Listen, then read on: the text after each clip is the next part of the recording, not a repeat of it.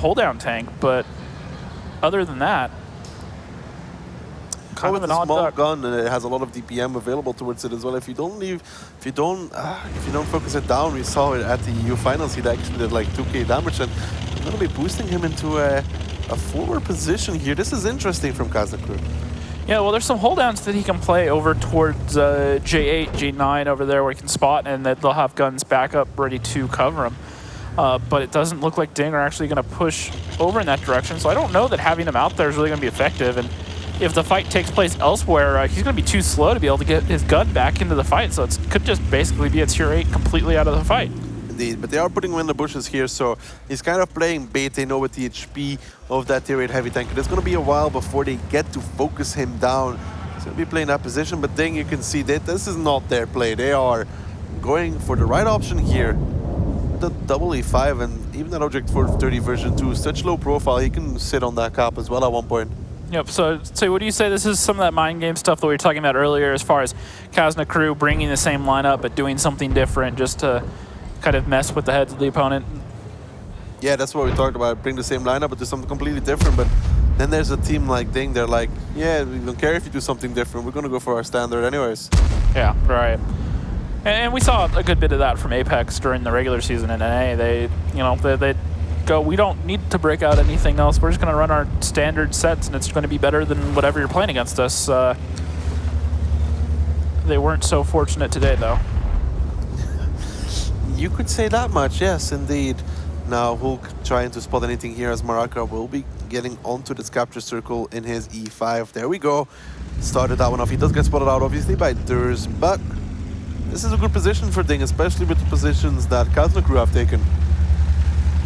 Yep, that Batchat just trying to spot over towards this E5. Batchat versus E5 with the E5 hold down. Unless that Batchat has heat loaded, I don't see him really making any sort of progress towards that E5. Yeah, no, I fully agree unless he has heat loaded. But look at this. Now, this is the play here from DiNG. They did spot out Kazna, so they are aware of what Kazna crew was going for. Triple cap pressure already pushing this down to 26 seconds. And this game could be over before it even started at this rate. They need to get to that ridge at E6. There are some clean shots if they can get in there. But look how far forward Kazna crew have pulled. That shot's not actually going to have any shots that he can connect. So it's going to need someone from the front. 10 seconds on the cap. I don't think they're going to be able to do anything. 7 seconds left here, and they need to reset. Elin is the first one that could come close, but finally they get spotted. 1 second left here, and it's not going to be reset. DiNG picking up the first round before any damage is even done, and a very quick game here. And that's going to be DiNG with the first point of the series. Great recognition there, great recognizing that guns were out of position, and all they had to do was just throw 3 on cap, and not a single person could go back in time. As soon as Kazna got spotted, you could see the rotation coming out from DiNG. Kazna got spotted. They're like, okay, there's no way in hell that Kazna is there alone. Break joined the cap, Shockish on the cap, and then they realized as well, poke in the corner, there's nobody there. Yep. And that was pretty much game over at that point. Once they realized there was no one in front and they could safely pull forward.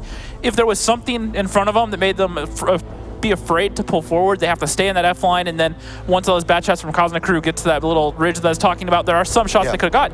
But the second they were allowed to pull forward onto that corner, they were safe. It reminds me so much of Navi at Grand Finals as well against Kazna crew. Exactly the same thing pretty much, where they pulled forward. And I'm just wondering how mad Ryan is right now, because every time a team gets capped, he goes ballistic. Yep, and as much as I want to say there's something amazing to look in these stats here, not really.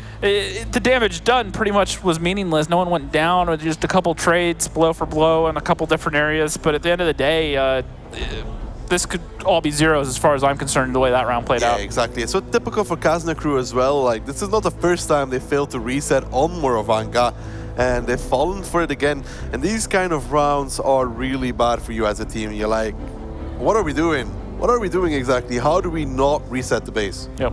It's one of those feelings when you spot all the other tanks on the other side of the map, and, you know, as a caller, you're just sitting there like, you kind of question it, like, what am I missing here? Like, there's got to be something that I don't see, and you just 3 on cap, and you're just like... Even if Elin resets, they probably lose that round because of the way they have to drive into decap. Well, yeah, exactly. They have to find something, and so they're going to, you know, at that point, they're going to throw away HP in favor of getting that reset, because if they don't, the game's over anyways. So, you know, at that point, typically, if you get into those situations, you throw away so much HP trying to get the resets that the game's effectively over anyways, and that's exactly what happened there. They just didn't even get the reset at that point, though. Well, a great read from DiNG coming out there, realizing the positioning Kazna crew went for.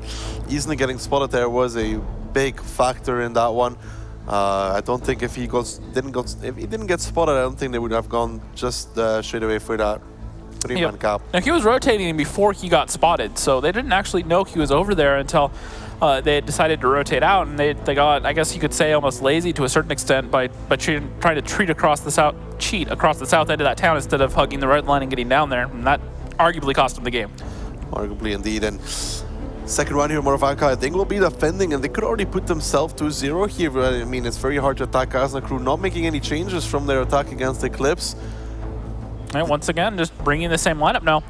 We'll have to see if this is one of those things where they just change up the strat they ran but run the same lineup and just see if they can play mind games, or, you know, to a certain extent, they can just run the same strat and just, you know, hope that they're playing with DiNG's head enough that they're not going to expect it. Yes, indeed, and DiNG here going for a fairly standard defensive setup. I mean, Bishop, well, take one of the bushes and play from there, which is standard here on Moravanka.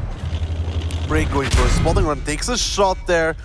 That's a nice connection coming out from Elian already in the beginning of the round, but Break won't be too flustered about that one. Just trying to spot if there was a quick gap coming up. Yep, absolutely, and isn't he poking around here down in the south?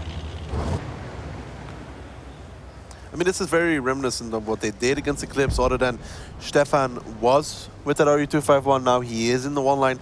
This is more of what they did at the EU finals against Utopia, and it worked out very effectively, but DiNG is not Utopia. They're a level above.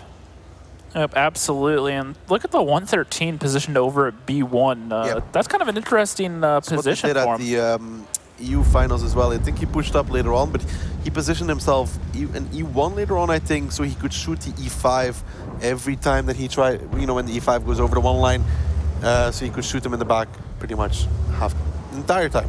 Yep, and that in itself opens up the cap pressure, allows that E5 to sit on cap for a good bit longer without being reset as much, or if he does get reset, he still gets, the other tank gets punished for it at the bare minimum. And you can see Haiba here trying to get some information, but DiNG tanks, look at this, already grouping up here for a possible or match. Haiba gets spotted out.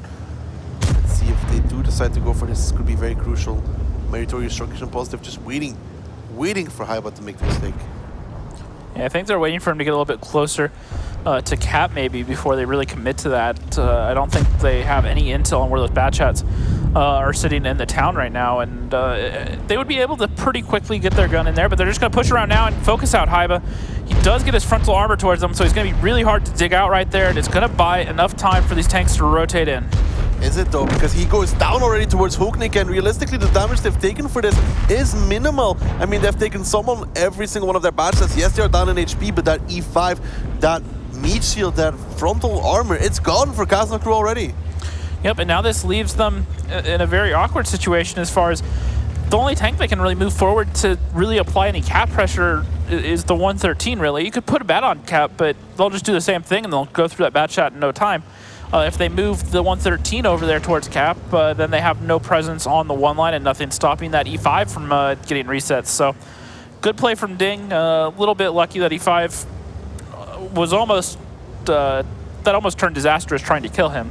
But like you said, they got in there. They did a good job sharing HP, focusing fire, taking them out, and they're in a pretty comfortable position right now. However, the thing to look at is Kazna crew are up on HP by about 1,500, so they're not out of this yet. No, they're not out of this at all, but taking that E5 down, obviously Eclipse should take some lessons about how to penetrate it from the front there.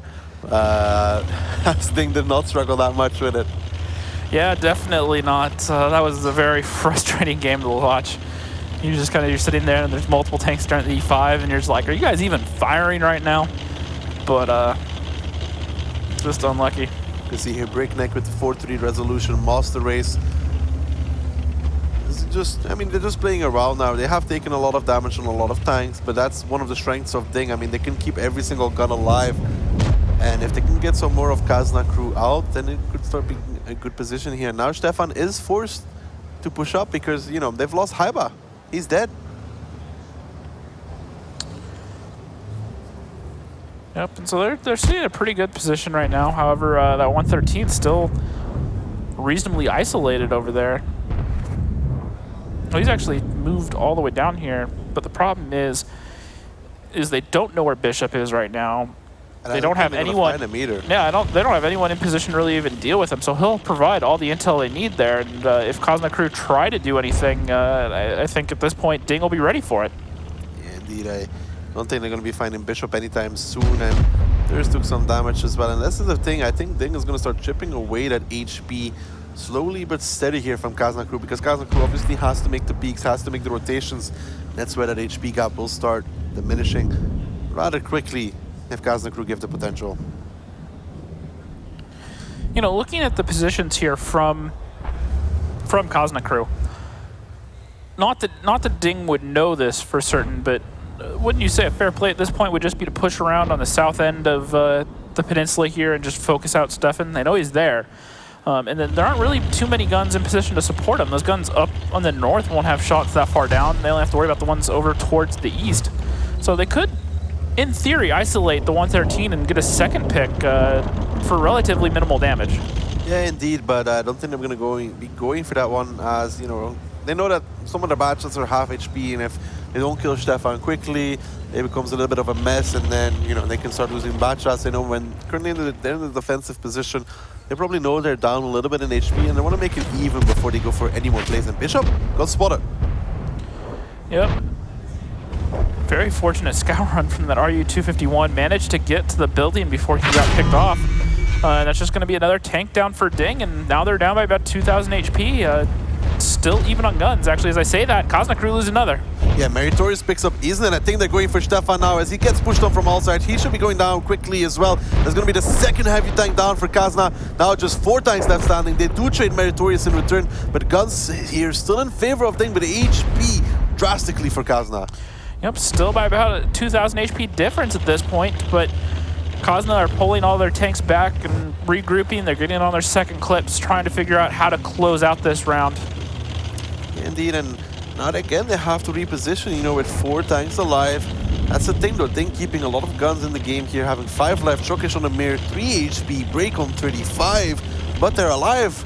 They're still a gun. Yep, doesn't matter how much HP they are, gun's still going to be effective whether it has 3 HP or, you know, 3,000. So we'll have to see what happens right now.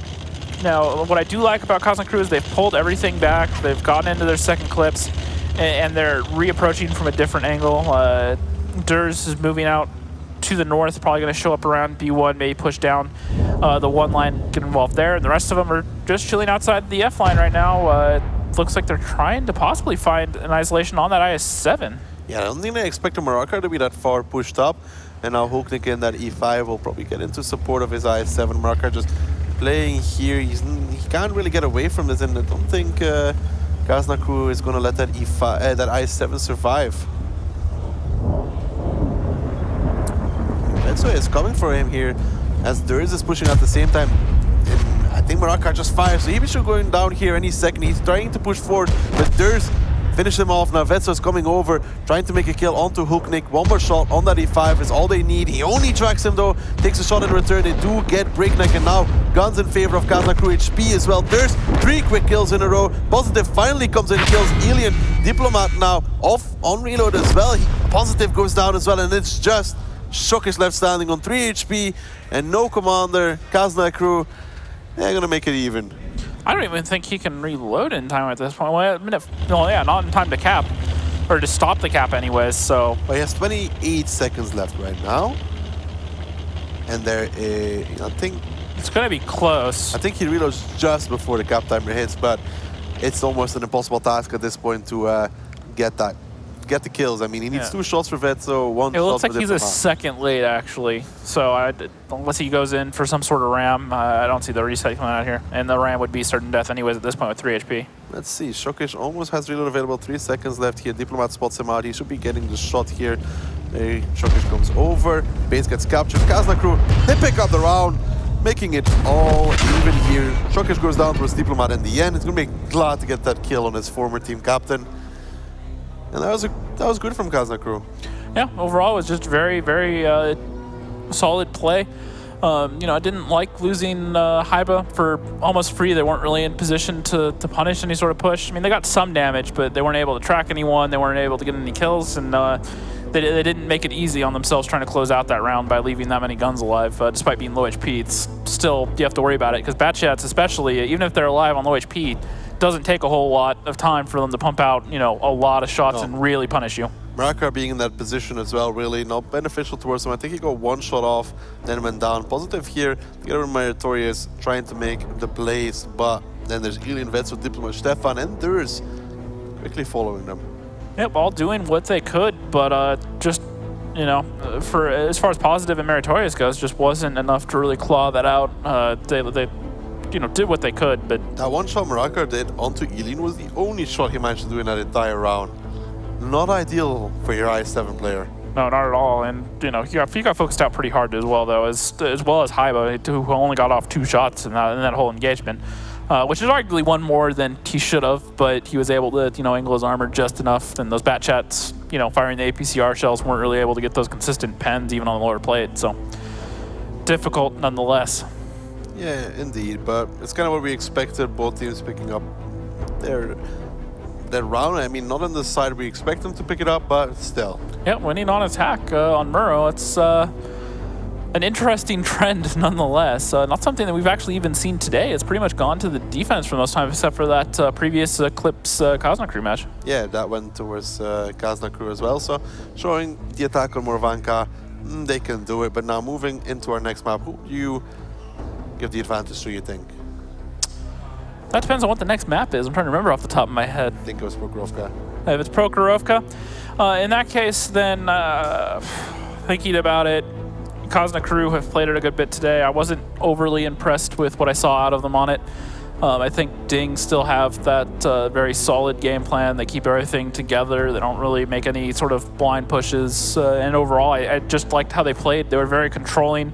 Made sure to take control of the whole side of one map. So often when we see teams, once they know when the team's on the opposite side of the train tracks from them, they don't completely shut it down, but they move breakneck down south and just in the passive spot, just to spot the whole cross down there. But that gives them so much intel and makes their life so easy that I definitely think that it's in DiNG's advantage. I think their standard is very hard to break, very hard to counter indeed, and they've shown it multiple times today that they know how to play Prokhorovka very well, and they do it in a style like they start off the same, but different kind of reactions. Yeah, definitely.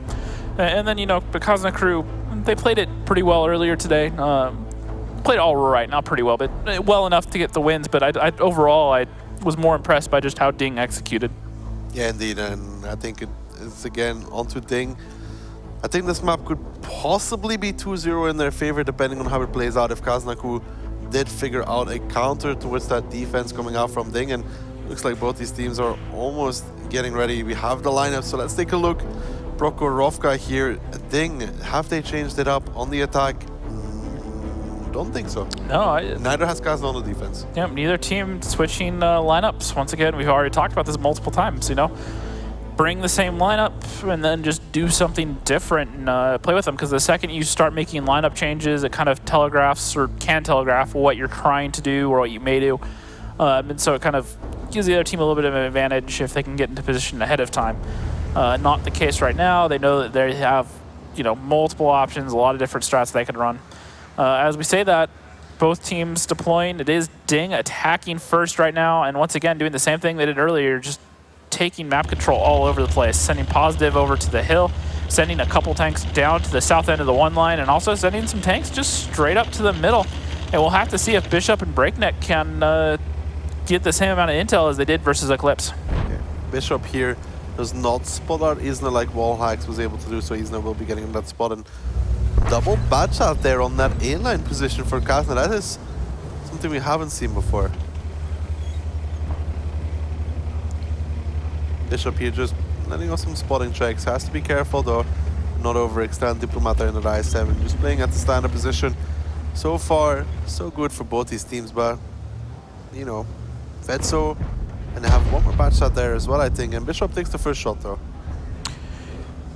Yep, and Yuzny is out in front in that RE-251 lighting and I don't think there's anything for DiNG that's going to be able to get close enough to light him, not before the Bat Chat's backing him up, can really pump out some damage. Indeed, you can see Diplomat here just playing it safe. Meritorious gets spotted out in the 140 as well. He needs to be careful not to go too far. Isn't took a blind shot there, so DiNG, they are trying to clear him out, but it's a very, very hard position to deal with.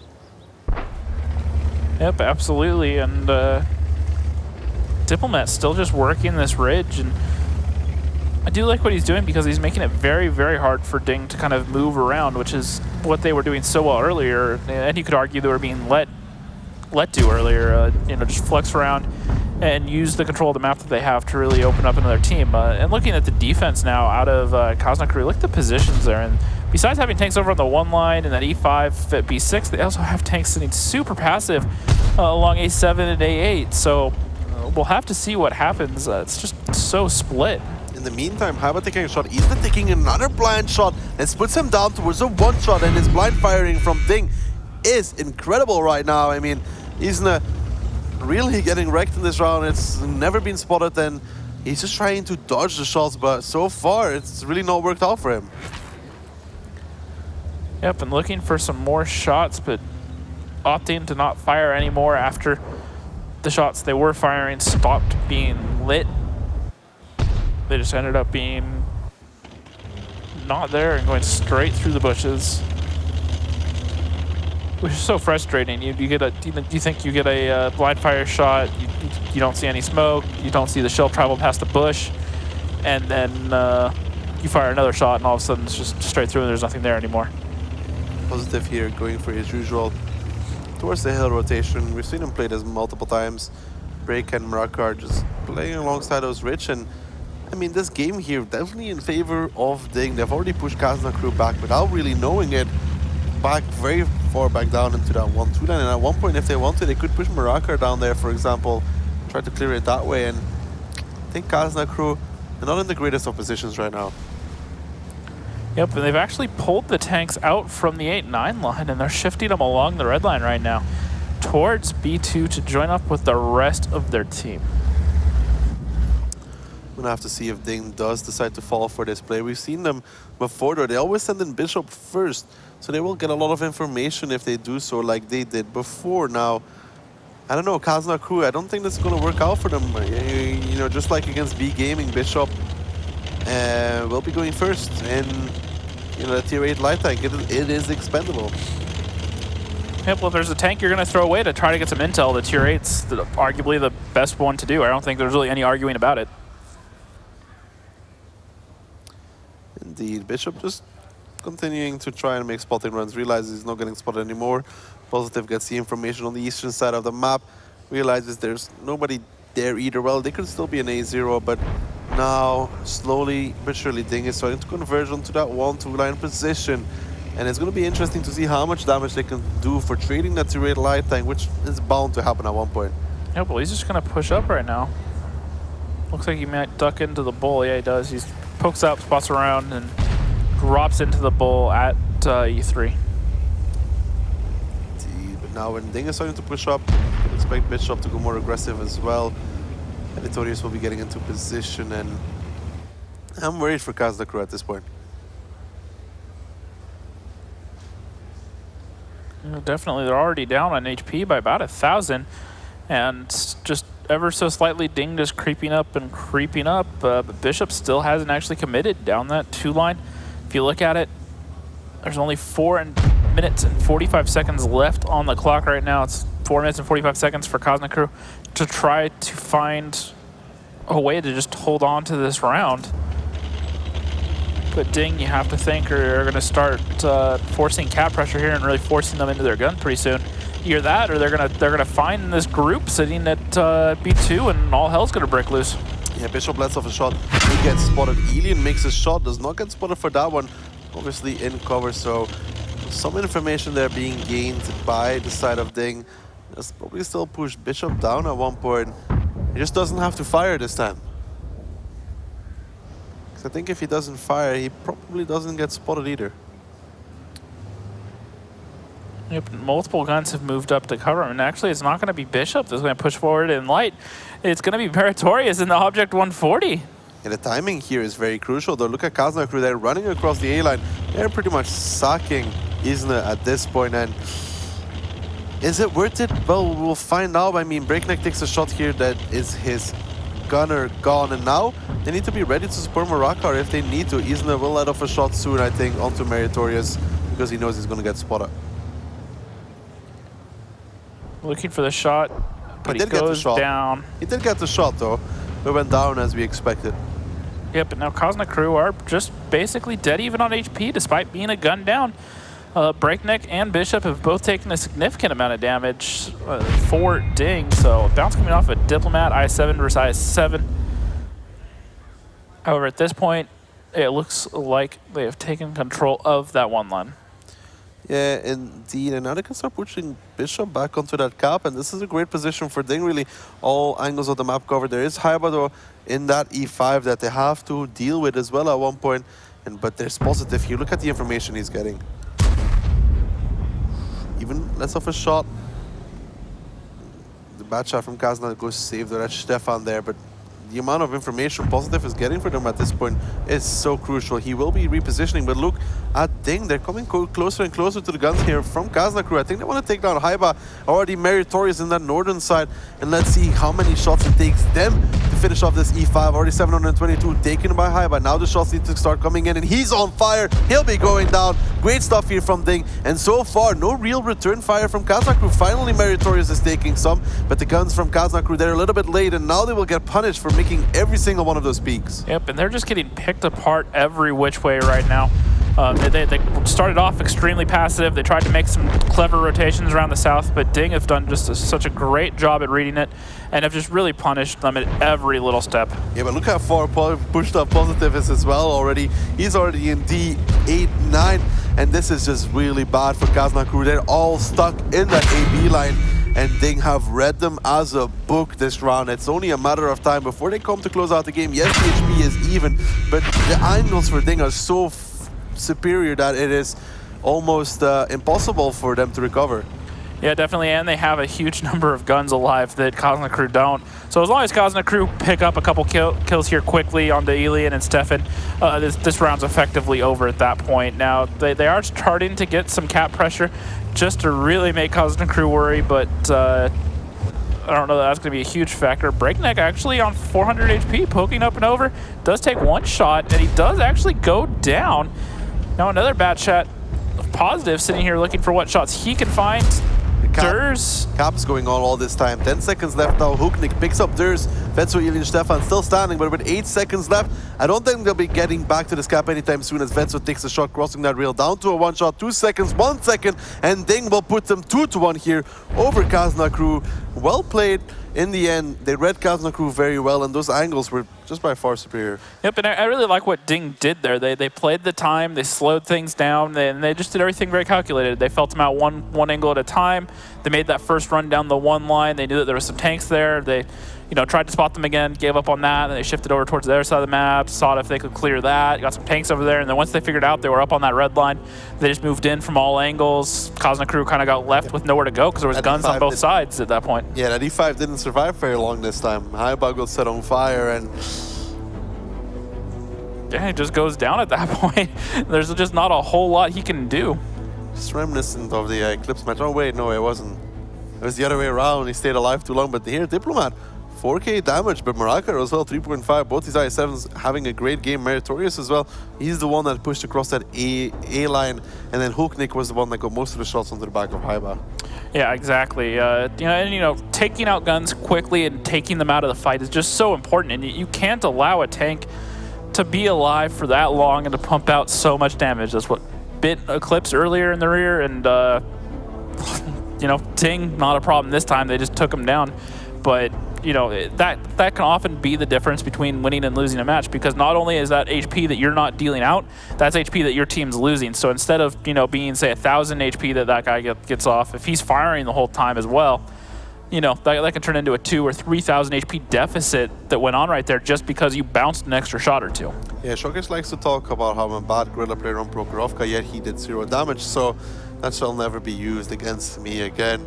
How did he do 0 damage? I do not know. Especially in a grill of all tanks. You land one connection and you're probably going to be higher than a couple tanks on your team.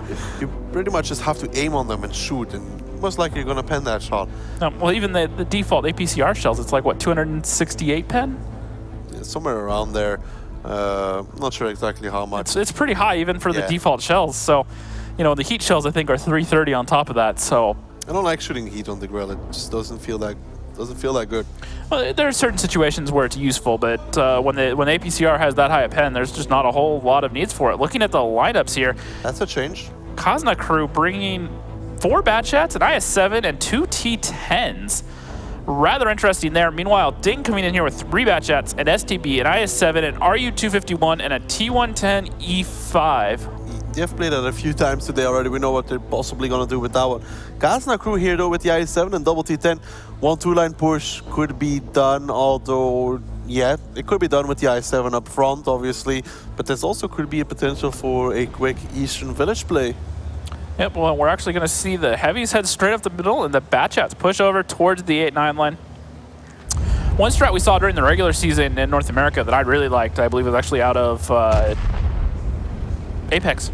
They brought 3 113s and then they brought 3 Batchats, and they started pushing the 113s down the 1 line, and they timed it so when the 113s hit about D1 when they got lit and started taking a lot of fire, the Batchats drove straight past them in there after half the Batchats had already emptied their shots on 113s moving at full speed where they didn't really do a whole lot of damage, and they just completely decimated the team that was sitting down there trying to play passive.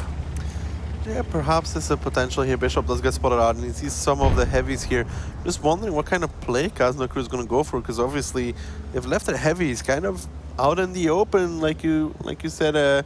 If DiNG sniffed this out, then ooh, Marakar though, he's on fire. The damage taken is incredible here. He's already down to pretty much a 1-shot, and that is a great start here. Alien, 1,750 damage onto Marakar, now pretty much a 1-shot, and it was just him, nobody else. None of the other bad shots hit him, just Alien. Yep, well, the thing they have to sit here and worry about right now is the Batchat was up over on the 0 line. They know he's up there now, so is that going to trigger some sort of push out of DiNG, knowing that there's a tier 10, an autoloader that already fired shots that's out of the fight? And do they think that he's alone, or do they think that he has friends over there? So we'll have to see if that triggers some sort of response out of him right now. It'd be interesting to see if they do decide to change it up now. Marakar has to play it super, super safe, being only 400 HP. Now, that's a good start from Kazna crew there. Already about 1.8k HP up, 1.8 actually to be exact. Now, Meritorious will be switching with Marakar because obviously you can't put the i7 at the rail anymore when it would take 1 shot to bring him down. E5 just working that ridge, trying to get what intel he can. That i7 just trying to run away, get to the back line, get somewhere where he's not going to get isolated out easily. So often we see teams either leave tanks in the same position for too long or after they've taken a lot of damage, and it's very easy for their team to kind of coordinate exactly what they need to do to take down a gun quickly, and often that can kind of decide a battle is, how quickly you let a tank die, because if, you let them stay alive for another, 30 seconds, a minute, that's just a whole lot more DPM that they're able to put out and really help your team. Yeah, indeed, and Marakar needs to survive as long as he can. Diplomat now picking very aggressive. Ooh, that snapshot from Break onto Diplomat. Not going to be happy if he ever watches that one back. Yeah, that was definitely ridiculous. An STB on the move with a heat shell into the side of a hold down IS-7. That's, I don't think it's too big of a stretch to call that lucky. Think so? I fully agree on that one. Break is going to be happy about that. Or he'll probably say full control. And now we can see the Batchats of Kazna crew also coming towards that middle area. They are trying to get themselves not spotted by driving into the bushes. But now Alien and Stefan pushing down a 1-2 line. And there's only really Bishop and Marakar there. Yep, now here's the thing. It looks like they're getting ready to push up and over the middle. I think they think that IS-7's still sitting there. He's still a 1-shotter, so they think they have an easy pick if they make this push. Because they haven't spotted him. They don't know that he's left. If you look at the minimap right now, his last known spotted, as far as they know, is right in front of them, and they're poking over this ridge, and they don't see him. So they instead find Breakneck, who they track. He does repair it, but he's down to a 1-shot now, and he's going to go down. He's going to go down towards Derzonictor indeed, and Bishop now going to be the next one as Stefan and Alien find him. He goes down. 2 tanks already fallen here for the side of DiNG. In return, they have made one of Kazakh crew's Batch as a 1-shot, but gun in the game is very important. Meritorious trying to hold on here in his E5, but he has to deal with 3 heavy tanks. That's not really ideal in the E5, and it is penetratable. Takes a big shot from the side there from that IS-7. You can see Dead Commander as well. Takes another one from the T10, and Kazna crew here still very much ahead in HP as well. Isna picks up Meritorious, and now it's 4 tanks versus the 7 of Kazna crew. Yep, absolutely. And just look at this out of Kazna crew. They're just keeping control of that middle ridge with their heavy tanks. DiNG trying to do what they can to claw back into this right now, but they're down 3 guns essentially at this point. 4 guns.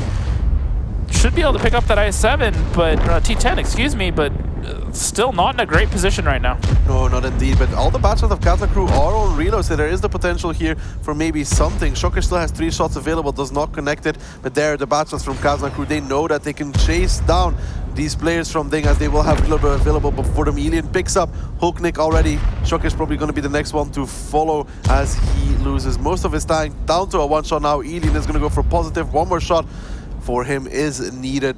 You could also decide to finish off Shockish if he wants to. Misses the first shot onto positive. Durst picks down Shockish. Elian picks up positive, and all even again. Yep, we're back at 2-2. You said earlier that this could turn into a bit of a grind fest, and so far that's holding true. I'd say my predictions so far have been spot on. Keep rubbing it in. It is about 6 months left of rubbing it in, so yeah. Impressive. I will never make you forget this. Let's just put it like this. I will never make you forget this. There'll be like this random... Somehow I just don't doubt that. Exactly, that's the thing. I'm completely serious. Like at one point I'll send you like a random Skype message. Just remember the time that the NA teams won at the Challengers Realm, and be like, sorry, never mind. Yep. Well, at least I could turn around and go to Jordan like, hey, remember when APAC beat NA? Don't bash onto Jordan. At least he supported his region with his complete heart. And I didn't? I mean, could have been more. Could have been more enthusiastic. I was being a little bit more realistic in terms of expectations and abilities, at least. Jordan's up here saying that everyone's going to win everything, and you know, it doesn't look at both sides. Jordan believed in the American dream, okay, and you didn't. And Elian, 4.2k damage there. Half of that in the beginning onto Maraka, and really after that, IS-7 took so much damage, the entire game plan from DiNG really got changed. Yep, and I do like the decision to kind of pull him out, because the whole play that Kazna crew made was, you could tell, was geared towards just taking him down. They knew they left him on very little HP, and so they kind of made that play towards there, and then they poked over, and all that was left there was an E5 and an STB, so they made the best of it. They got some picks, but they had no idea that IS-7 had backed all the way over to argue pretty much the opposite corner of the map. Indeed, and all even again. DiNG not going to be too flustered about that one. Obviously, Maraka getting set on fire. Not really his fault at that point. Elian getting a superior angle. Now, moving forward, 1-1 incoming. I think it was Mines. Yeah, I believe the next map is Mines. It sounds about right. And if that's the case, you know, looking at how the teams did earlier, Kazna crew really struggled on Mines against even Eclipse. They ended up beating. So the fact that this was one of the maps where they dropped rounds, you kind of have to question how they'll do versus DiNG. And DiNG earlier, when we saw them on this map, both versus next and then Mines maybe. Yeah, well, regardless on Mines, when they played Apex, yeah, they were extremely dominant. Despite Apex, you know, trying their best, they were just ready for it. And earlier, you know, I just don't see anything right now out of Kazna crew that really makes me think that they can put out here. And actually, it's going to be Himmelsdorf next. Yep, Himmelsdorf and then Mines, I think. Yep, and looking at the lineups here, Kazna crew is still going with that double tier 9 lineup, bringing the 2 T10s, 350Bs, a 113, and a Batchat. Meanwhile, DiNG coming in here with 2 250Bs, 2 113s, a Batchat, a Grill 15, and an RU 251. Yeah, DiNG there. It's fairly standard lineup, you know, the 50Bs, burst potential, the Batchat, rotational power. Kazna crew with that, with those T10s, we saw what they brought already with this before. Going to be interesting to see if they go for it again. And when DiNG decides to go for it, I mean, we positive place that Grill on a very, very high standard. And let's see, perhaps he'll be able to do some magic in this one as well. Yep, and look at this play coming out of Kazna crew. They've pushed everything up against the north A line, and they may try to go either push the hill or set up in some sort of ambush up in the north. But they have just Diplomat in that 113 off of their corner. Now, we talked about this earlier, sending one tank off by himself. kind of make the other team go, well, surely they're not going to have a 113 over there by himself, but little do they know, that's pretty much exactly what it is at this point. Let's see if Positive is expecting Alien here to peek up. It does look like he's anticipating this play coming out from Kazna crew, and this is a good read here. Look at this Positive. Considered by a lot of players one of the best in the world. You could hear Tigers as well. He said about it that he has a great tactical insight, and it's showing so far, and he's going to be able to do at least one shot and get away. Yep, definitely. And the thing is that's going to trigger the response out of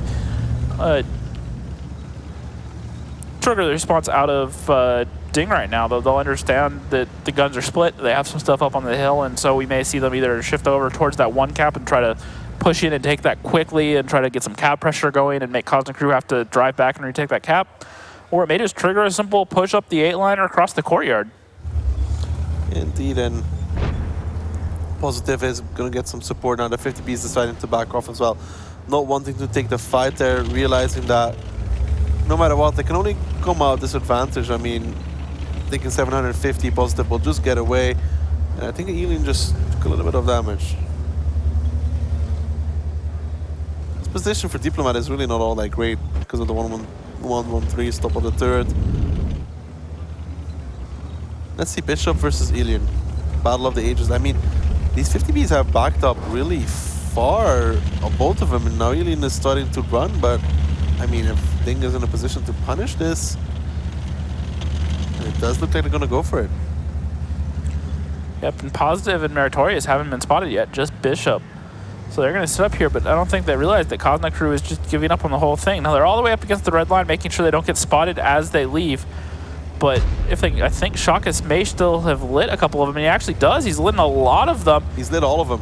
And now that's going to tell the rest of DiNG that they can just push up the 8-line. They can get very aggressive here, that they are trying to get out of there. Shakas may get another shot on Alien here if he crosses him. He does light him. Dirge got set on fire from behind. That was Positive. 1.3k damage already taken. He came down the hill. He landed that shot, and that's a big, big advantage here for DiNG. That's 1,000 HP in DiNG's favor all of a sudden.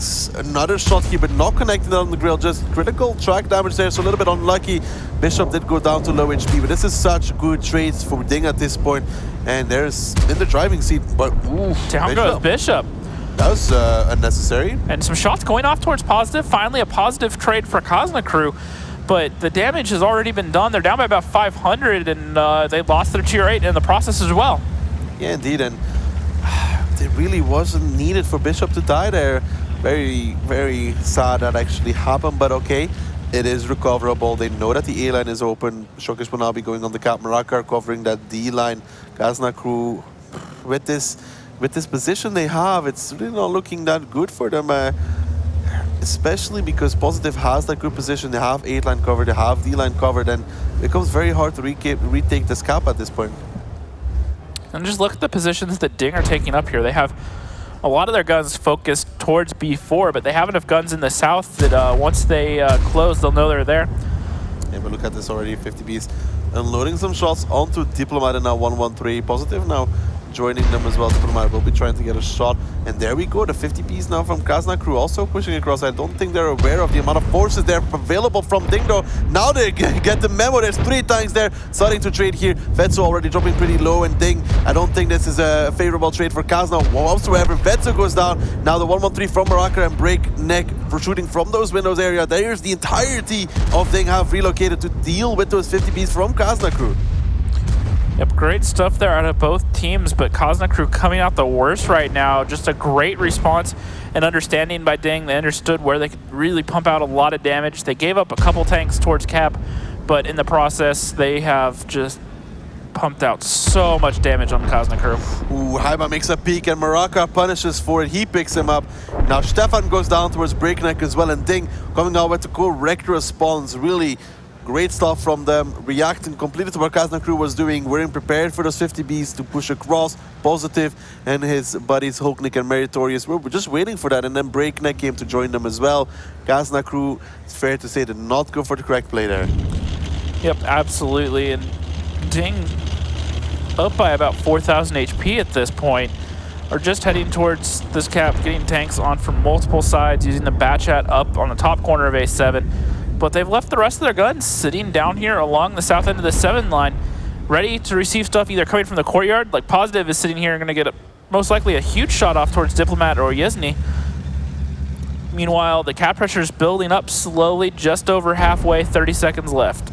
Yeah, indeed, Meritorious can just come around. He picks up Isla, now Positive will be going for Diplomat, but Diplomat instead decides to take the engagement with Meritorious, but he should be able to pick him up with one more shot. He goes down as well, just Durs left standing, and that was a great execution here from DiNG. Durs peeks out, he goes down towards Positive, and 3-2 here for DiNG, and that was a very clean round. Yep, I like that. Offense out of DiNG, doing a good job recognizing where the tanks are. That position that we've seen, that 113 out of DiNG all day, Shockish. Every time they've played Himmelsdorf, they've put him there, and it's just so suffocating. He's able to spot straight up that line. You have to run binos to in that position to spot that far, don't you? Or is it just coded optics? I think optics should be enough. I think he was just using optics, most likely.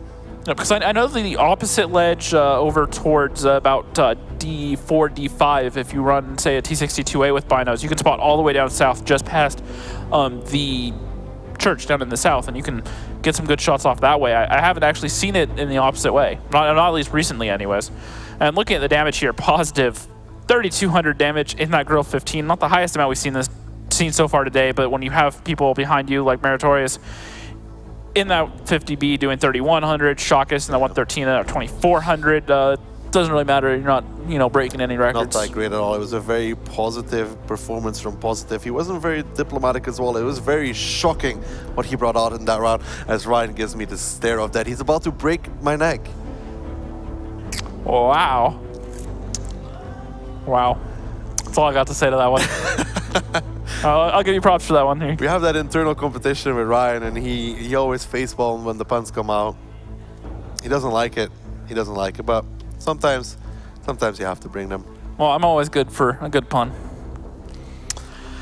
But if we follow the match and how it's gone so far, this is Kazna's cruise round. They have to pick it up. I mean, they've traded rounds so far through the whole thing. However, it's been the defense that's won on both so far, and looking at it now, it's going to be up to Kazna crew to win an attack. Oh, they won the attack more back, huh? Oh, yes, they did. Actually, that's right. So, never mind. So, it's gone back and forth. So, attacking on Himmelsdorf, though, it's no easy task. Now, you can argue that's no easy task on Muravanka either. So, interesting to say the least. I think that if there's one thing that can really separate them, it's either going to be this next round or it's going to be Mines. I think Mines, more than likely, is where my money is for DiNG to pull away with it. Kazna crew need to go into this map, into the next map at least. Even, I mean, going into anything 4-2 just doesn't work against DiNG. They need to be even. And this last round, they gave so much for free away towards DiNG, and now they have to attack. They are going with 350Bs, double batch, and a double T10. It's a very, very aggressive setup. Yep, and then looking at this lineup from DiNG, 250Bs, a 113, an IS-4, a grill, a Batchat, and a 1390. Out of DiNG, this is the first time we've seen an IS-4 today out of them, isn't it? No, it's not the first time we've seen the IS-4. They tried something interesting against B Gaming, where they pushed the IS-4 in 150B towards the 8 and 9 line. And B Gaming kind of pushed, I think it was Eclipse, sorry, that pushed down 8 and 9 line, if you remember, and catch them off guard. Right, I know, I remember that. So we'll have to see if they try to do the same thing right now, and they're taking their 50Bs and the IS-4 over towards the east again. However, Kazna crew shifting all their stuff through the banana up the 8 line right now. Almost all their stuff. Leaving one tank up on the hill of Stefan, and the other 50B lurking down in the south. You can see that Batchat already, that's Alien going super aggressive down that 8 line together with Stefan. And he might be able to spot Breakneck here at least. He does spot that 50B, so Alien kind of knows what's up. He's turning around very quickly now because he knows he could be in trouble. And that Batchat really being there solo is not the greatest of things, as Breakneck peeks around the corner, takes a shot already from Alien, but Alien is alone for now. Yep, but once again, this is one of those situations where you see one tank and you go, he can't really be there by himself, can he? So I really doubt that they'll try to make a play towards that Batchat. I think they'll think he has more guns there, and as I say that, they actually rotate most of their guns up the 8 line now for free as they try to run away and reposition over towards the west. And the thing is, with that IS-4 should be in that position, the A6-7 copy there, or backside scraping, and pretty much ruin their day on that position. Marakar here, you can see it. He's not backside scraping, he's normal side scraping, holding off most of the Kazna crew forces for now. And once that if the IS-4 gets to angle like this, it is really, really hard to penetrate him. Yeah, well, it's arguably one of the best side scraping tanks in the game. Just the way it's set up with the turret mounted so forward in the tank and just the overall side armor being as strong as it is. One thing that always gave me a good laugh during the North American season is there was a couple times where we saw multiple 50Bs coming at the same time, all loading HE clips, and they would just pull forward to that corner and just pepper the E4 with just a full clip of HE and just chip away and, you know, do 800, 1,000 damage just from spamming it. It's kind of a problem because once they start firing, they know it's HE, then everyone else's team goes, oh, 50Bs are firing HE, so not only are they firing HE right now, but then they're going to be on reload soon, so. Bishop takes 2 shots there. Not ideal, yeah. Loading 50 BHE, not the greatest of things. I saw the same on CIS region afterwards. The CIS team just kind of just pushed them, but the entire D from DiNG at the meantime has come around the corner, and now the crossfire from Kazna crew is starting to come into effect here. I mean, there are a lot of different angles here, and Kazna crew kind of seem to be expecting that one, as Vetso already repositioned to behind those windows. Positive is lining up the shot here. Vetso has to be careful not to overplay it. Bishop goes down in the meantime. Hulk takes a massive amount of damage, but he should still have Stefan though. Stefan goes down towards Hulk. So the first kill here going in favor of DiNG, but the HP trade definitely in favor of Kazna crew. Well, actually, they're even on guns right now because Bishop went down in the background as well. So, but that's a tier rate. So, yeah, arguably, I can see what you're saying, but still, gun down for the other team. Shot coming in here against Shockish in this 113 again, but not able to get the pen. And now it's up to DiNG. They're trying to flex out, and they haven't even spotted Elian yet. Well, now they do, but he hasn't spotted Breakneck, so they could push around and focus out this bat chat. The problem is he can pull forward into this trade station, and while they can box him in and get the kill on him, it's going to take them a while, and it's going to pull, you know, at the minimum 2 guns out of the fight to get him down, and that could be the opportunity that DiNG need. Showcase only really taking 1 shot there for the crossing. That's fairly cheap for the positioning that Kazna crew had taken 3 guns there. Now Haiba and Diplomat are pushing down that 8 line, and the surround here for Kazna crew is very effective, but look at that. Huknik is on the hill. That's a big nuisance for them. Yep, definitely. They can get off a lot of shots. Now, they are down by HP, but so far they're doing a good job trading. They catch this IS-4 out of position, and he's down to a 1-shotter. They're not out of this yet. Elian is on reload here at the meantime as well, but DiNG, they're just completely pinned in by the forces of Kazna crew, and this is great stuff here. The surround and DiNG just moving in between Crossfire and Crossfire, trying to push either side. Now Huknik should be getting into the game as well. Haiba takes a big shot there. He actually gets completely removed.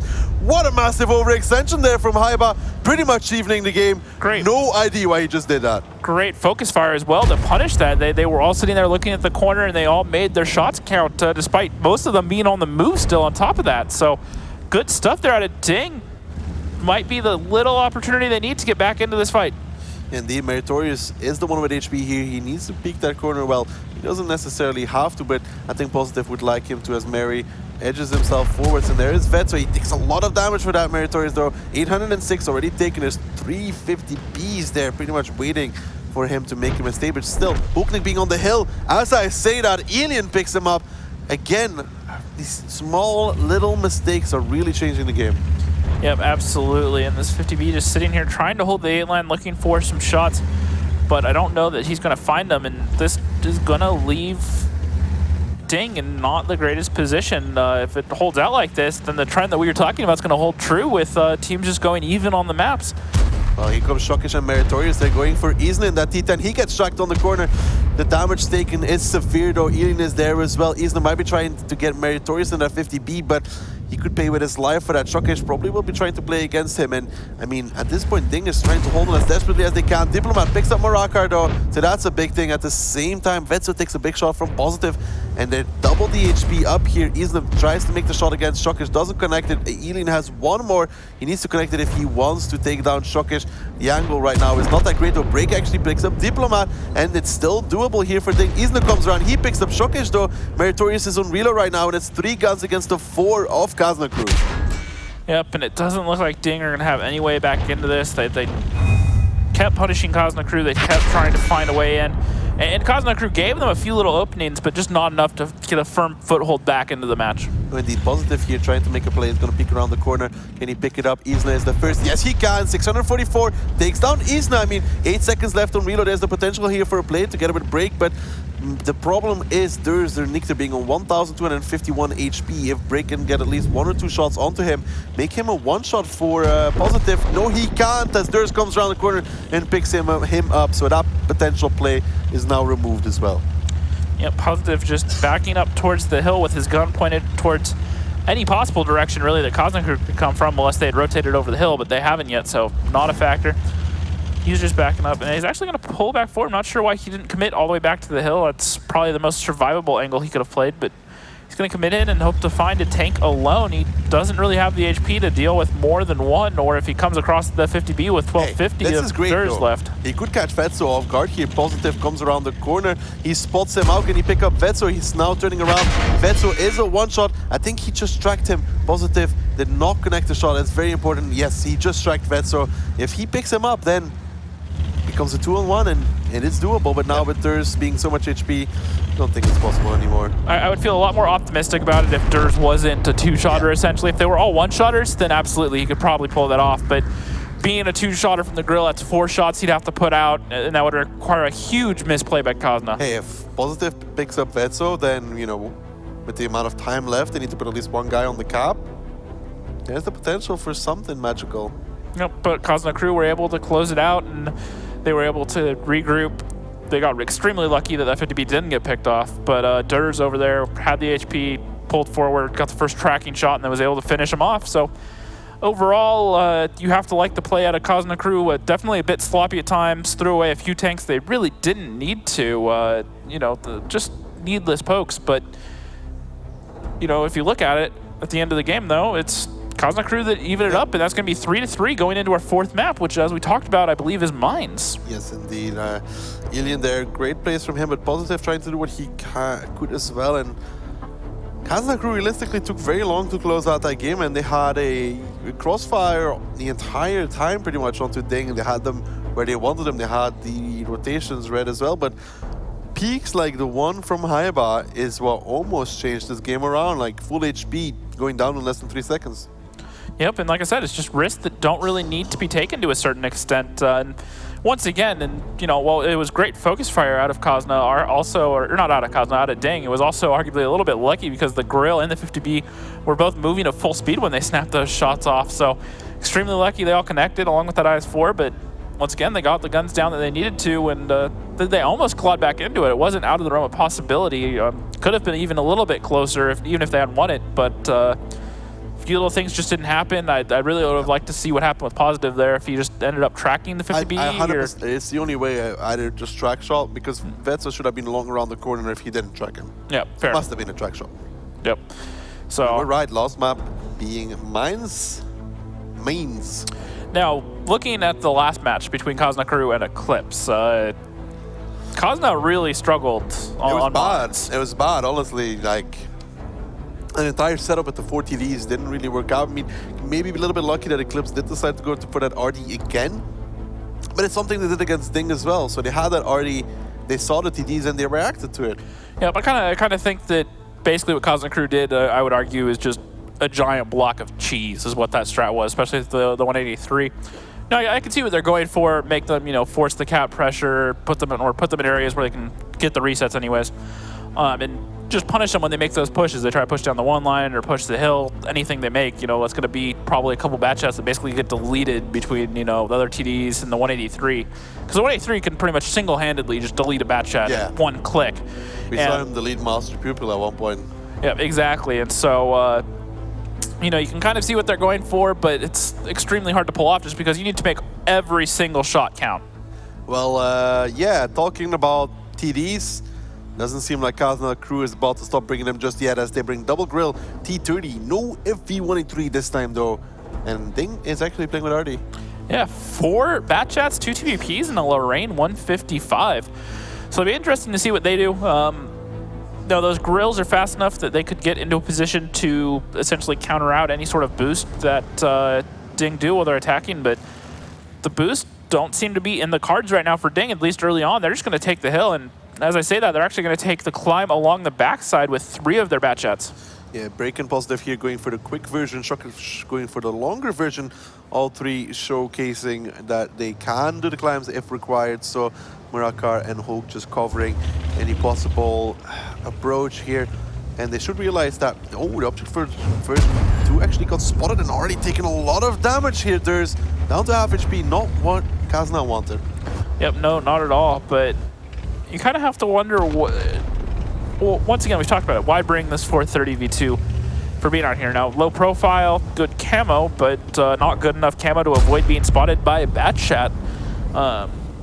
So what other benefit does it have to play out there? I mean, the survivability, I guess, is decent, especially in the low ground right there. Can kind of side scrape. But other than that, I don't really see any sort of long-term plan for it.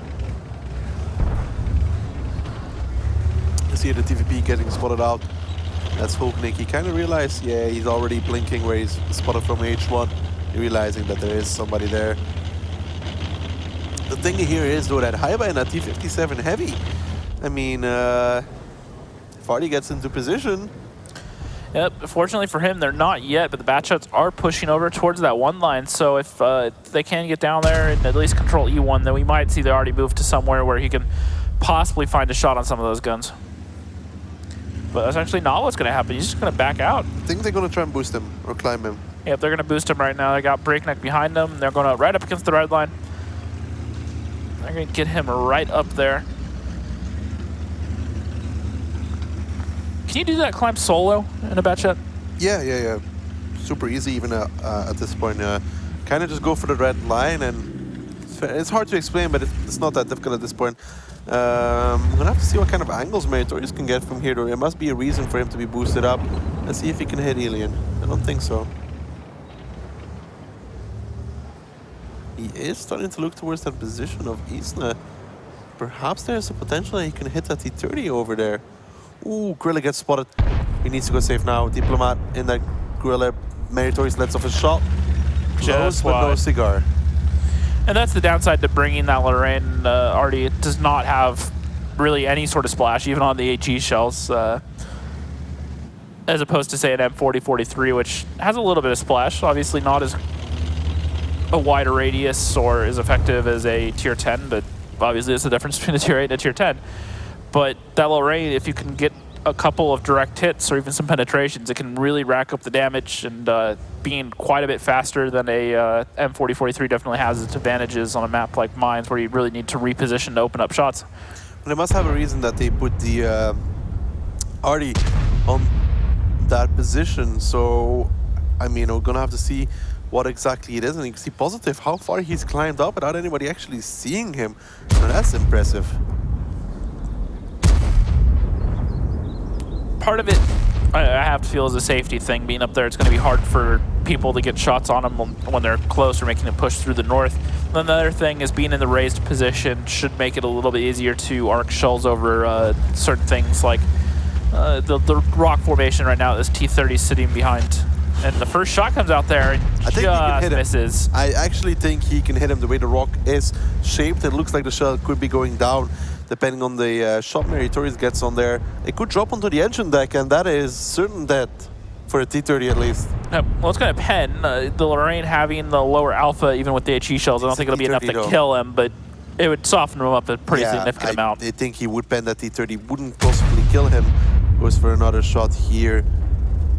Didn't connect that one so far. You can see 18 seconds left on the reload. It'll be interesting to see if he can make the shot. I honestly believe that there is the potential there for the shot to come out. With 10 seconds left, let's see, Isna. How safe are you? Meritorious almost has reload available. He's gonna go for the shot. Obviously, there we go.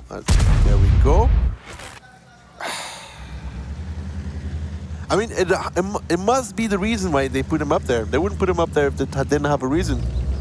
They didn't put him up there for fashion points, so yeah.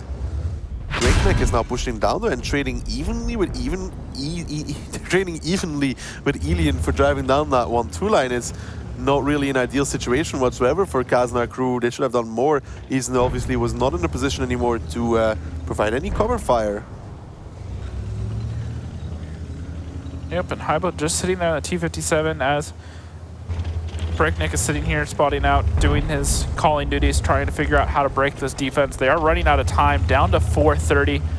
HP still roughly even, but they just aren't able to get that artillery really into the fight, not really able to let him do any damage. He's moving now. He's going to probably go into a position where he can shoot his T-57 heavy. And then I'm starting to worry for Kazna crew here. When Meritorious gets into position, you know, behind that rock E1. Oh boy, I am very, very worried for Haiwa at this point. As maybe now, when Meritorious' time to shine in that artillery piece, gets into position, sets up, should start aiming the shot. Does he have an angle? Oh, it doesn't look like he does, actually. He needs to go further if he wants to shoot. Nope, nope, nope, nope. He's not going to get that one. Haiba Just waiting for Haiba to possibly back up a little bit, but I don't think it's going to happen. Yeah, I mean, at this point, if he's feeling brave, he could push down the 1-2 line. If he's feeling really, really brave. Problem is they still have that batch out of Elian up there, so they'd have to take him out first, and then maybe you could open up something. But see, Elian here makes the peak against Breakneck. Should be able to pick him up as well. One more shot, and Elian actually does it. Break was very distracted with something else, and Elian realized that, came around the corner, made the play, took him down, and no support there from the teammates. Mrakar is now pushing down himself. But losing Break, that's not going to be happy. Look at the damage he took for that already. 718 from Diplomat. The T-30 actually missed the shot. That's not what you bring a T-30 for. No, you got to make those count. High Alpha TD can pump out a lot of damage. Could have really punished that TP, but that grill was such a tight shot. Manages to connect, make it count. That was a very sweet shot from Diplomat. It's fair to say. Muradkar now down to a one-shot. Elian has reload available, and he needs one of his teammates to come in here and make a play as in Bishop. Look at the damage he took over there as well. 1.4 to get it from Stefan and Vetso. And DiNG doesn't seem to have an answer on how to break this defensive setup here. 4 from Kazna crew, but then Positive and Shokic dropping over the hill.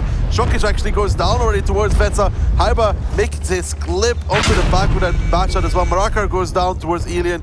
Kazna crew, they have done it most likely. 4 tanks left standing for DiNG, but no HP left on them. And this is about to be match point for Kazna crew.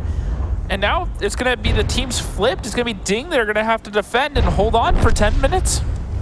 Yeah, indeed. Kazna crew going to be putting themselves on match point. Very good stuff here. Apparently the defense with the TDs wasn't as cheesy as we thought, as it did work out here. Hulk makes his clip, but now it is just time for him to sit down and die, as Kazna crew going to put themselves on match point here. Hulk the last one standing. One more shot needed, and it will be Vetso and Kazna crew match point here. So maybe not a big block of cheese, but some very fine, expensive cheese. Yeah, it's still like cheddar, to be honest. Worked out. You can't knock it. Yeah, Diplomat there with those 2 shots. I mean, arguably, one of those shots should have been Isn't in that T-30, but he missed. It's like, bro? Well, the one thing I really want to look at is to see if that artillery actually got any big connections, because I didn't see anything the whole game. I think he had 0 damage. Yep, unless he hit something which we didn't see. Yeah, but if you look at it, you know, that was almost 8 minutes essentially of trying to open up the map for the artillery, you know, boosting them, moving them down the one line, trying to find shots and ways for him to get into the fight.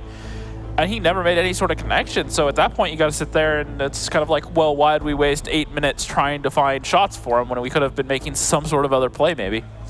You can see that Elian is the top damage dealer, then Stefan, then Vetso, then Bishop, Positive. There's even in that 430 version 2 doing a lot after getting wrecked in the beginning.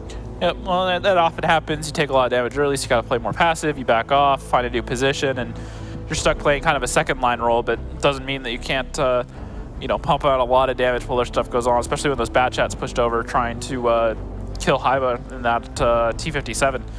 So, you know, still able to pump out. And yeah, look at it. Meritorious firing 6 shots, only getting 1 splash, it looks like, for about 300 damage. So not really able to be effective. That's not what you bring artillery for. No, not at all. And so it's you know, it's that same question. It's, all right, they haven't actually pumped out that much damage with it. They've wasted 8 minutes trying to find shots for it. Now all of a sudden, you know, you've left essentially 2 minutes to try to make a play, and that's where the desperation came out. The push down the 1 line, dumping over the hill straight into the T-57 with the full clip, with the gun supporting them. And it was just, at that point, I think DiNG were just like, well, this isn't going to work. We didn't get a pick. We didn't find a way into it. And having that many high alpha TDs, that every push they're going to make was going to get punished. Yeah. And you can see that when they came off that hill, Shokish really went down rather quickly, and that was already a little bit of desperation at that point for DiNG, as they were losing HP all over the play. They lost Breakneck at that point as well already, lost Marakar, and now moving into the possibly final round here. Kazna crew on the attack, triple bad shot, 1 tier 9, double TVP, and Skoda. Yep, meanwhile DiNG coming in here with 3 bat jets, a 113, a Grill 15, a TVP, and a T-49. This, like you said, could be the last round. This could be Kazna Crew's first time beating DiNG, and that would have to be... That would make DiNG undefeated, not longer undefeated as well. Yep, I was about to say it would be the first time that they've ever beaten DiNG, but DiNG existed before this season. This is just the first time where they've had this new lineup that brought in the players from Tornado Rocks and Wombat on Tanks. So arguably a different team, but nonetheless, undefeated. It would be the first time they could defeat them this season. Looking at it, Kazna Crew just going for the hill with pretty much everything except Durs, and Stefan actually pushing down in the 3-line below, and it looks like Kazna Crew or DiNG, excuse me, are already set up in position. The T-49 looking towards the hill, and they actually call it off. They back off. Breakneck does take a little bit of damage, and Stefan and Durs are actually spotted right now. Yeah, I don't think Break will be able to do much against him. He just gets reload available, and Bishop was not able to connect any shots so far onto the hill, and Kazna Crew, they will take it, but now they have to do what DiNG wasn't able to do either, break the defensive setup. Yep, and look at all of these different crossfires that they have. They got that bat shot of positive up on the 0 line. Was he even spotted? Never even spotted. They were never in position to deal with it. When they went towards the hill, they didn't actually push onto the hill until after they had done the climb on the backside. And they let him up there. They didn't try to stop him at all, and now their only choice is to try to basically push a tank up there themselves from the north end. Yeah, Positive does get spotted out now, so they are aware of his presence on that hill and might be able to get one shot. No misses here, and isn't able to get return one in the favor for Vetso. But how does Kazna Crew approach this now? Because this is something they didn't have themselves. They didn't have 0-line control, and DiNG has it firmly in their hands.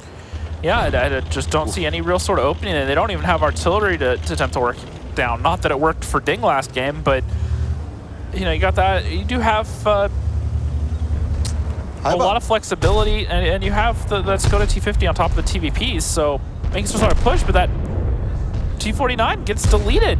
Haiba and Diplomat just pushing down, taking down the T49, but in return, Haiba pretty much goes down towards one shot, as now the rest of the batches from Kazna Crew are coming down that 8 line. They want to pick up Marakar here, they want to make it a decisive play, but his team is supporting him. Isna is already taking a lot of damage, a lot of misses here coming out from Kazna Crew. They need to take down Marakar rather quickly, and they're still Positive on that hill. They already lose Haiba in that Skoda. Now Positive will be coming off reload. They finally killed that 113, but with the crossfire in between DiNG, I don't think they have the potential here to do it. Actually, Shokish goes down as well. So a little bit of misplay here coming out from Kazna Crew. Alien takes a lot of damage now. Positive, he's getting clipped as well. He finally picks up Stefan, but he's not in the greatest position anymore. And he drops off a little bit as well, and now he needs to go safe again. And DiNG here making a lot of individual mistakes. Takes a bounce, luckily surviving that one. Also survived that mini jump there. If he hit that at the wrong angle, that could have been enough to kill him on 438 HP.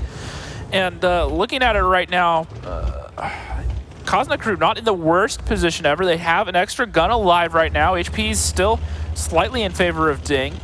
They do have the positions. They still have a tank up on the 0 line. And it looks like the Batchat over there is actually trying to get up towards the 0 line as well, maybe. Meanwhile, Diplomat in this TVP is taking up position along the 4 line on the south end here. And Positive actually takes another shot down to 9 HP. That is all he has left up here. He needs to survive for his team, as the TVP from Hulk got spotted crossing over. He will probably try to peek out and make a play. Doesn't take any shots so far. Diplomat is the TVP there from Kazna Crew, the closest in the vicinity to respond.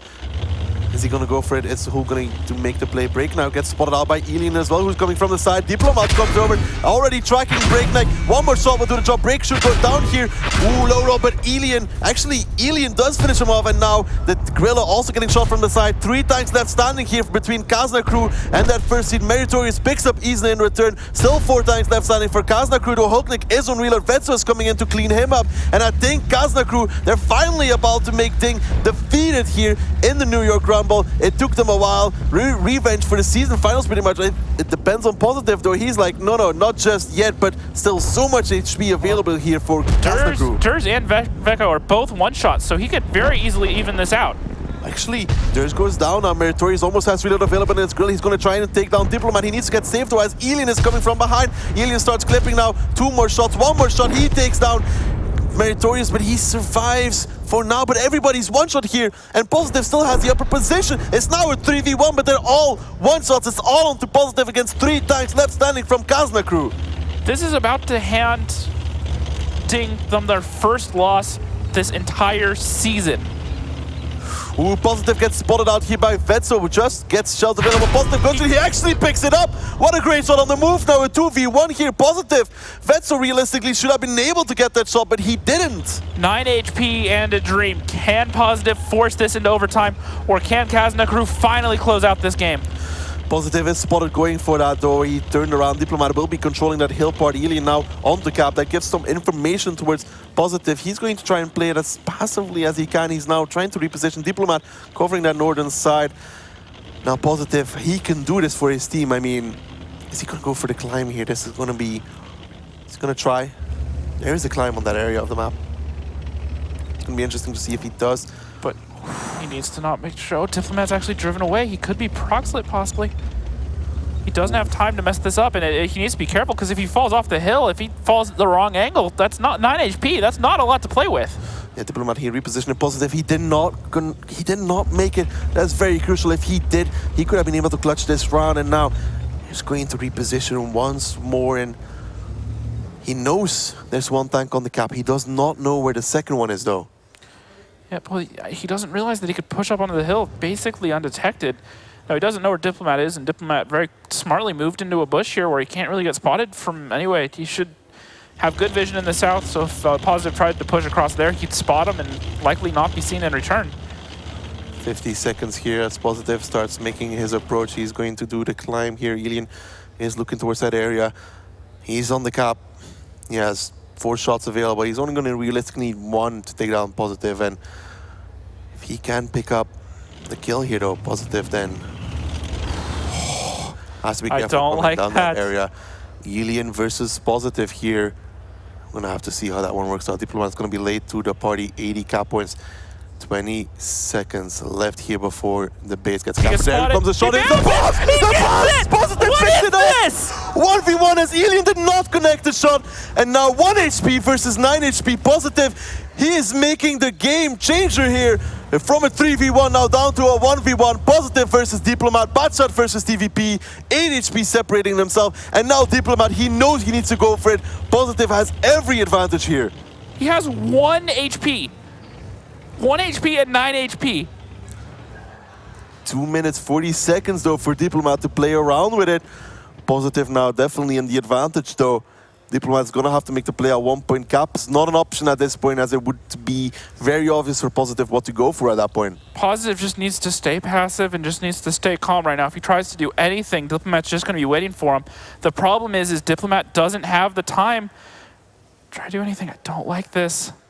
He doesn't need to be doing this right now. I understand what he's going for, trying to make sure he doesn't sneak up, but you have to think that Positive has the advantage holding the hard angle with the bushes. You have to think that he'll spot that TVP first, so I don't know why he's even risking this right now. Has to be very careful. You can see they're both these tanks only about 100, 200 meters away from each other.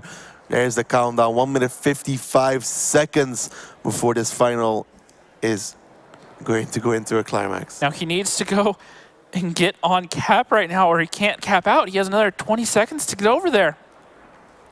It's already over for cap, 2 minutes. Oh, 2 minutes, that's right. So this is over. He can't cap, he needs to kill Positive. So he has to push in right now. Depends on when he takes his approach and what kind of approach he's going for. I mean, 1 HP here. He already has 4.3k damage, Diplomat, doing more than you could expect from a TVP. And he's now starting to take his approach towards positive. Let's see the 1v1 here. TVP versus Badger. Diplomat slowly peeks around the corner, trying to edge forward, trying to find positive here. Does not see him so far. He doesn't know. Positive actually misses the shot.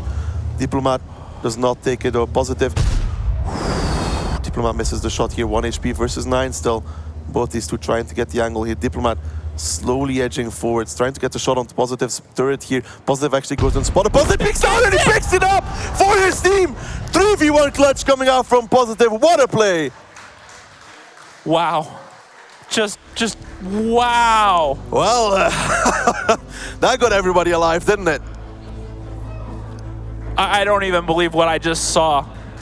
You know, often in tanks we talk about these random clutches. That's not something we see in this game a whole lot compared to other games. You know, the 1v3s, the 1v4s. That's something you don't see. But the 9, like I said earlier, 9 HP in a dream. 3 tanks alive. Realistically, Vetso should have been the one to pick it up, though. I mean, he has the angle. Positive pushes around the corner. Vetso doesn't get it, but Positive, what a play. What a play. Alien bouncing the shot as well. And then he picks it up, and their Diplomat was trying to edge forward, but the point where Positive went unspotted is pretty much where he lost the game. Yep. Oh. Well. Wow.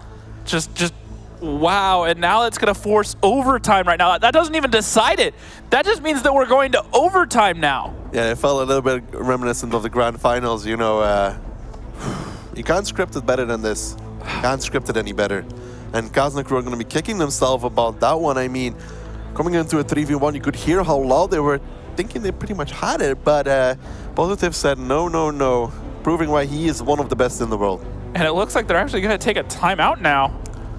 And after that round, you can't blame them. I think everybody needs a timeout after that one. You catch my breath. I still don't believe that. I think most of the guys from DiNG were like, well, it's over. It was nice to try, and then Positive single-handedly wins them the game. That was seriously impressive. But look at the damage that came out from both these players, but especially Diplomat. 4.2k damage in his TVP, did not manage to win the game. Positive coming in clutch there, firing 17 shots, picking up 5 kills on top of the clutch there. 5 kills on the game. Just an insane play from Positive, like insane. I'm still almost at just a complete loss for words. That was such a quick round as well, and I thought Kazna crew had it in the end, but then they started bleeding so much HP. They were like so much up, but Positive, I think it was Vetso in the base, was almost full HP. Positive pretty much brought him down to a one-shot, which made him be in the position where he was capable of delivering this 3v1 clutch, which we hardly ever see in other times. Yeah, and no, you know, before this game starts, we were kind of talking about how I don't feel that Kazna crew are one of those teams where they're necessarily a good aggressive teams, and at least in terms of just being very aggro and being aggressive, and that's pretty much what they tried to do there, was just go for the raw aggression, just go for almost a blind push essentially, and DiNG did a decent job at punishing it, but Kazna crew looked like they were going to be walking away with it. They were about to defeat DiNG for the first time. Especially when Breakneck tried to cross over, he got tracked, he got held. It's like, well, now it's starting to really fall to pieces, and then they just ignored Positive the whole time. They let him get off shot after shot, and he picked up. You have to imagine now, Positive took 1 bounce as well when he was trying to get safe again from a TVP, so he didn't only take the 2nd bounce, he took the 1st one as well. It's just absolutely crazy. You know, I've called it all season the bounce chat. I mean, it should not bounce. It's depending on the angles, you know, if you fire on an angle that's just not humanly possible to penetrate, you're not going to go through. Yeah, exactly. And, you know, you're looking at it, it looks like such a fragile little tank. If you look, the armor value is not great, but, you know, it doesn't really take into account all the bizarre little angles. Usually when we see it bounce is when it peaks like with its frontal hull armor, the top hull armor, and it comes over and then it's really weird angle, doesn't go through. Yep, the other one is when the engine compartment's also extremely angled, backing around a corner. We've seen a lot of bounces off that. And then also the top of the turret, just some bizarre angles on that as well, where they just kind of ricochet off, and you're just, all right. But I think half of Kazna crew already had their computer shut down, like, we got this easy, and then it was like, oh, wait. I do think if Positive made the climb, though, on the side of the mountain, he would have probably surprised Diplomat and taken him down, and then it's a 1v1 with Alien. it looks like we're actually having possibly some technical issues. So No, it's just they're still on timeout. Said 2-3 minutes. Oh, okay. So a few more minutes here while they take their time out, look at things. But wow, and That woke everybody up. do we remember what the tiebreaker is? Actually, no, I don't remember. I completely forgot about it. I thought we weren't even gonna get. Wait, I remember. It's Himmelsdorf. There we go.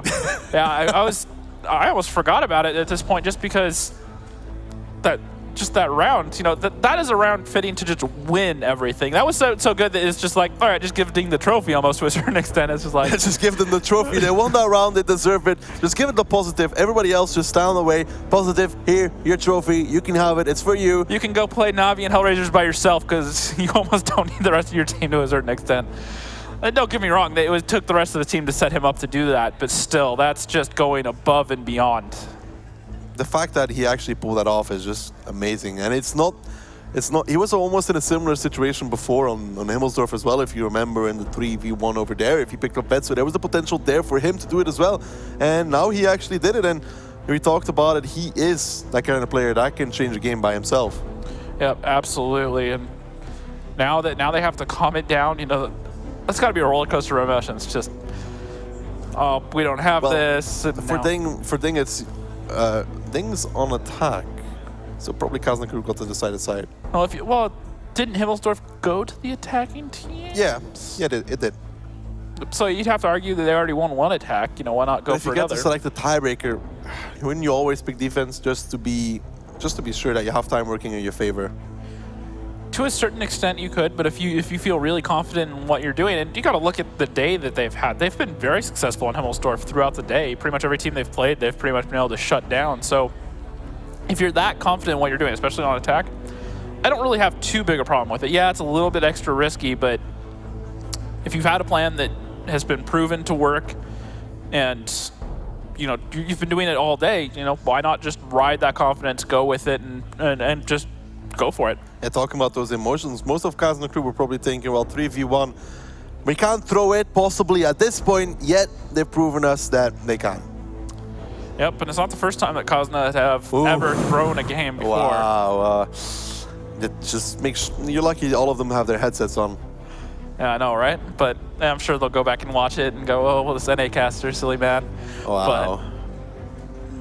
But not wrong, though. No, indeed. And it's not the first time they've been on match point against some of these players, then gone to tiebreaker and then lost it all in a tiebreaker. So I am with DiNG here. Honestly, I am with DiNG. Well, momentum is now in their favor. I mean, after that, it doesn't matter how many rounds Kazna had won before that. The momentum is now in their favor. Yeah, definitely. I mean, Kazna crew, that does a lot to you around like this. You're like, 3v1, yes, he's one shot. There's no way he can do this. And now they have to pump themselves up for one more round. The tiebreaker on Himmelsdorf here, the lineups. Coming in, Kazna crew, 350Bs, a 113, a Batchat, and 2 T10s.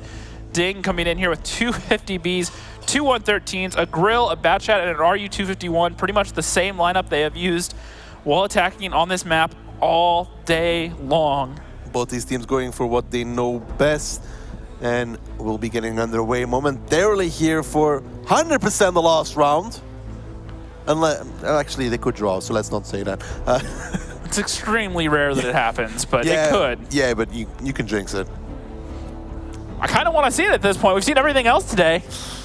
Preferably not, but predictions? I'm a DiNG. I think momentum after that round, I think it's just with DiNG just at this point. Indeed, and giving these teams some time to get ready, obviously. I mean, it's been a great day so far. You know, Europe doing pretty well, NA doing okay, APAC, well. I'm sure Jordan doesn't want to talk about that right now. I think Jordan probably going to oppress those memories for the next few years. We'll make sure we won't make him forget, though. Yep, absolutely. But that said, right now, one round deciding which of the teams is going to walk away with first place. Part of me just wants DiNG to win just because they've remained undefeated to this point. Yeah, I want them to stay undefeated as well. And another part of me would love to see them finally be defeated after Kazna Crew have tried so many times. It's kind We of already have one undefeated team getting defeated. Maybe at the next event. fair enough. Fair enough. So we keep one for every event, you know, like keep it even. But 15 seconds left before we get underway here into the final round. Most likely, unless a draw pops up. DiNG on the attack, Kazna Crew on the defense. And you could see a lot of pinging going on there for Kazna Crew. Yep, absolutely. And looking at it, the 250Bs and the 113 right now, all heading towards the south. And Kazna Pretty much Crew, everyone for Kazna heading to the south, except for Elian and Veko pushing across the north there. Meanwhile, DiNG coming across the K-line right now. Bishop heading towards that courtyard, trying to get some early eyes. And then Chalkish in that 113, looks like he's heading to the exact same spot. Bishop's there now. Yeah, it does have coded optics to spot all the way down there. Yeah, this is the Kazna Crew from all. Elian already pushing very aggressively down that 8-line breakneck, just spotting that possible aggression where Kazna Crew have been so known for. Bishop does take a big shot there from Diplomat. Diplomat doesn't take one in return. It's actually there's a Nictor to take a shot already. And both these teams, just small trades for now. Nobody really getting an advantage here so far yet. Yep, and at this point, Bishop's going to go ahead and give it up. And I expect to see Chalkish get up onto that ledge like he's been all season. Or not all season, but all today anyways. Meanwhile, DiNG just kind of playing very passive in the south right now. They do have the grill up on the hill supporting. Maybe trying to see if Kazna Crew push through like they did earlier against Apex.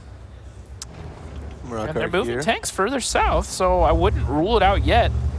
Yeah, Marker has to be careful not to get shot on the side. He has Elian over there playing against him. Little did they know, Elian has nobody behind him, nobody supporting him whatsoever, and there's Positive on the grill on that hill waiting, and Breakneck there spots out the aggressive play coming out from Kazna Crew. Now this should trigger a response, a set reaction, because Breakneck goes there on purpose. He spots out most of the Kazna Crew tanks, and look at that, they're grouping up there to possibly go for a final push. Yep, and a couple tanks coming around the south here, but little do they know Meritorious and that grill are gonna be there ahead of them. And shots going back and forth already. Haiba taking some damage. He's not taking even more though. He seems to be tracked by the 50B. He took a bunch of damage there, and now DiNG seems to need a position. Isna actually goes down towards Positive, so the first kill here in favor of DiNG already. Mraka will now start being shot in the back of the third. Diplomat already down to very low HP. They lose him as well. And Kazna Crew, they try to go for the overmatches here. They might get Mraka, but they're already 2 tanks down. They need to take down this 113 if they want to have any chance in this round. But look at the damage Elian has taken. He's down to half HP already. And look at the southern part of the map. You can see DiNG, they are starting to surround Kazna Crew. The HPs are even, but 6 versus 4 guns. Yeah, Meritorious coming in there, getting a shot off towards Stefan and then diving in. But Stefan's actually going to finish him off, bringing a gun back in favor of Kazna Crew. HP's still in favor of DiNG, though. Shock is closing right now. They know that Stefan's reloading. Breakneck is about to come off his reload, and they should be focusing on Haiba next. Yes, and they already lose Stefan, and now Haiba is the next one. Positive comes around the corner. He picked it up. 2 tanks left standing here between DiNG and this championship at the New York Rumble. Vetsu now getting shut down from all sides as he goes in, he goes down. There's a nick to the last tank standing for Kazna Crew. They tried so hard, but that Mines round, it fell to pieces there. DiNG showing their dominance in Himmelsdorf, and they will be picking up this New York Rumble. One more shot coming in. Bishop goes down, and there we go. Breakneck picks it up. DiNG will be your New York Challenger Rumble champions. MVP to